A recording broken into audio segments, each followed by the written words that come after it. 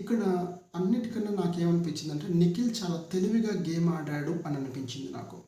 ఎందుకంటే ఇక్కడ నిఖిల్ ఎలా గేమ్ ఆడారంటే ఇద్దరు లేడీస్. అదే ఇక్కడ అఫ్రీది కానీ లేకపోతే ఇంకొకళ్ళు ఎవరైనా ఉంటే కాంపిటీషన్ అనేది తనకు వచ్చే అవకాశం ఉందనే ఉద్దేశంతో కొంచెం ఈ రకంగా ఆలోచించి ఉంటారేమో అని అనిపించింది. బట్ తనకేంటంటే ఈ లేడీస్ ఇద్దరితో వేరే రకంగా వర్క్స్ చేసుకోవడానికి అనుకూలంగా ఉంటుంది.